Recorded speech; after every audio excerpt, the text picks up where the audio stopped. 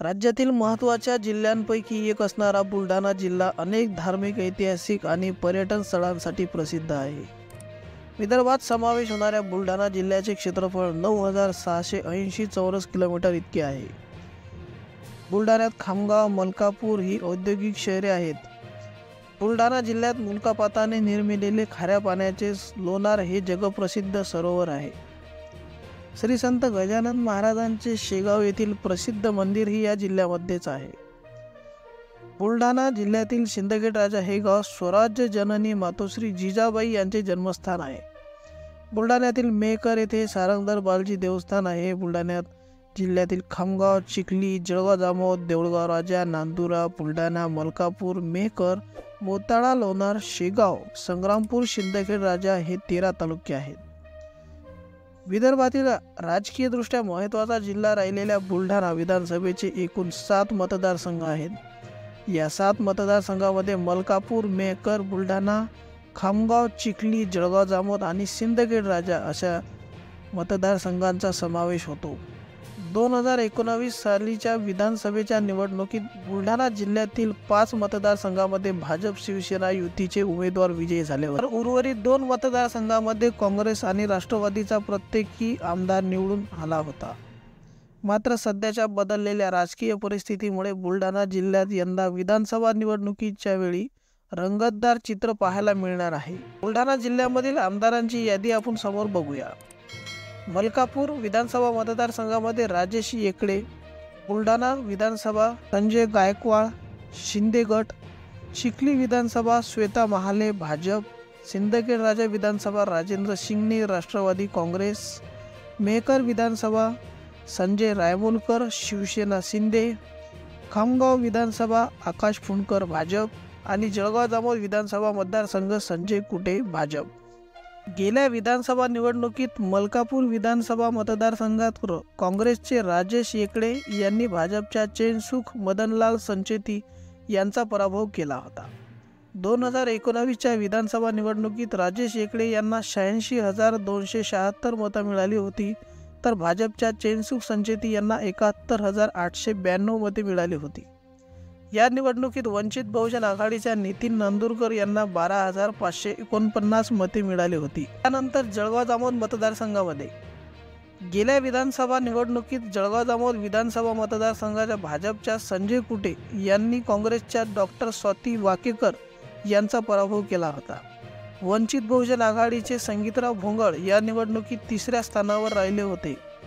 या निवडणुकीत संजय कुटे यांना 1,02,735 मते मिळवून ते विजयी झाले होते, तर काँग्रेसच्या स्वाती वाकेकर यांना 67,504 मते मिळाली होती. तर 3ऱ्या स्थानावरील संगीतराव भोंगळ यांना 29,285 मते मिळाली होती. 2019च्या विधानसभा निवडणुकीत बुलढाणा शहर विधानसभा मतदारसंघातून शिंदे गटाचे आक्रमक नेते संजय गायकवाड यांनी वंचित बहुजन आघाडीच्या विजय हरिभाऊ शिंदे यांचा पराभव केला होता.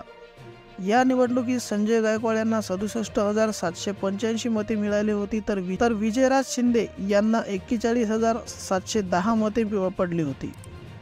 तर काँग्रेसचे उमेदवार हर्षवर्धन सपकाळ यांना 31,316 मते मिळवून 3ऱ्या क्रमांकावर ते राहिले होते. गेल्या विधानसभा निवडणुकीत चिखली विधानसभा मतदारसंघात भाजपच्या श्वेता महाले यांनी काँग्रेसच्या राहुल बोंद्रे यांचा निसटता पराभव केला होता.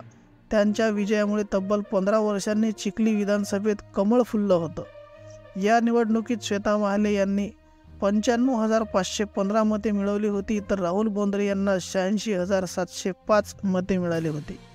श्वेता महाले यांनी चिखलीतील जिल्हा परिषदेच्या उंदरी सर्कलचे प्रतिनिधित्व केले होते. त्यांनी जिल्हा परिषदेत महिला बाल कल्याण सभापती म्हणून काम केले होते. त्यांनी सभापती असताना सर्कलसाठी मोठ्या प्रमाणात निधी खेचून आणत विभागातील कामे केली होती.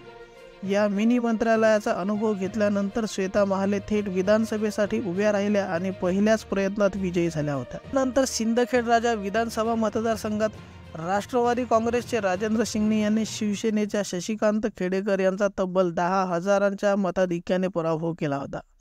2019च्या विधानसभा निवडणुकीत राजेंद्र शिंगणे यांना 81,701 मते पडली होती, तर शिवसेनेच्या शशिकांत खेडेकर यांना 72,763 मते मिळाली होती. या विधानसभा निवडणुकीत मेहकर विधानसभा मतदारसंघात शिवसेनेच्या संजय रायमुलकर यांनी काँग्रेसच्या अनंत वानखेडे यांचा मोठ्या मताधिक्याने पराभव केला होता.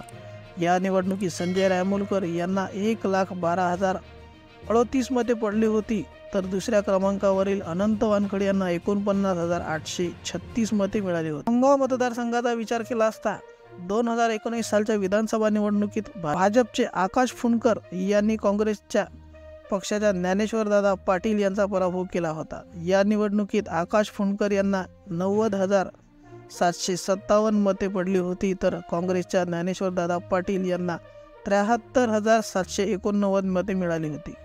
या निवडणुकीत वंचित बहुजन आघाडीच्या शरद वसतकर यांना 25,957 मते मिळाले. पुढील 2024च्या विधानसभेच्या निवडणुकीमध्ये या 7 मतदारसंघामध्ये सर्व गणितही बदललेली असून आता पुढील 2024च्या विधानसभेमध्ये काय होणार यासाठी जनतेमध्ये उत्सुकता निर्माण झालेली दिसते. आपल्याला व्हिडिओ कसा वाटला आपण व्हिडिओच्या खाली कमेंटमध्ये आम्हाला सांगू शकता आणि व्हिडिओ आवडल्यास